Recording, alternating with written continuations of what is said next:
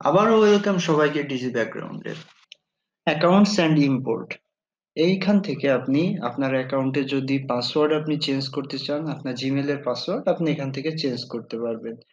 পাশাপাশি আমরা তো এখন গুগলের ফ্রি ইউজার হিসাবে আমরা সাধারণত জিমেলটা ইউজ করছি। কেউ যদি আপনার প্রফেশনাল কাজের জন্য নিজস্ব ডোমেন ইমেল ডোমেন তৈরি করতে চান বা পারচেস করতে চান, তারা চাইলে সহজেই এখান থেকে এই গুগলের এই সার্ভিসটি পারচেস করতে পারেন, যেটাকে জি সুট বলা হয়।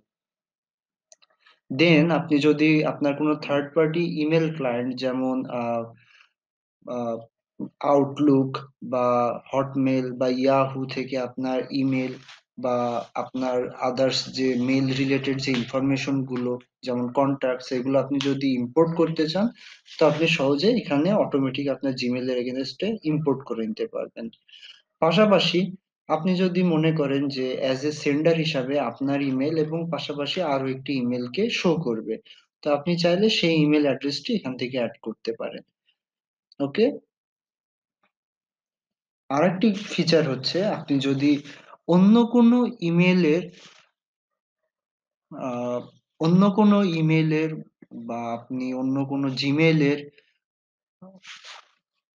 দেন forwarding and POP slash iMap.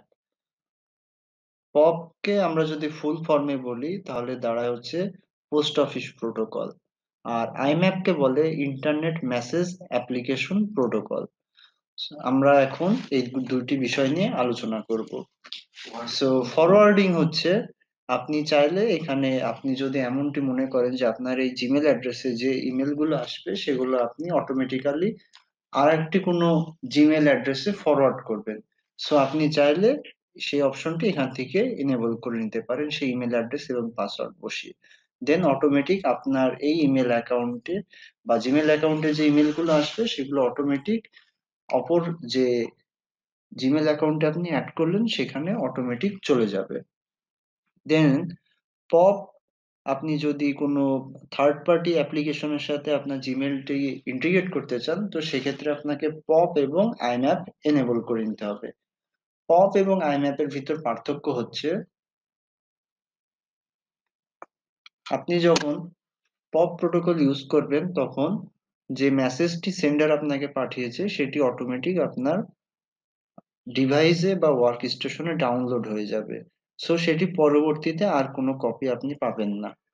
But iMap use করলে আপনার এই মেসেজের একটা কপি সবসময় সার্ভার স্টোর থাকে, এবং আপনি যে রিপ্লাই বা মেসেজ যেটি ডাউনলোড হয় সেটি যখন আপনি রিপ্লাই করেন সেটি অটোমেটিক সেই সার্ভারে যে অ্যাডেড হয়ে যায়। দ্যাট মিন্স আপনার পিসি থেকে হারানোর কোনো চান্স নেই। বাট পপ ব্যবহার করলে কোনো কারণে যদি আপনার মেসেজটি একবার ডিলিট হয়ে যায়, পরবর্তীতে সেটি আপনি রিটার্ন পাবেন না।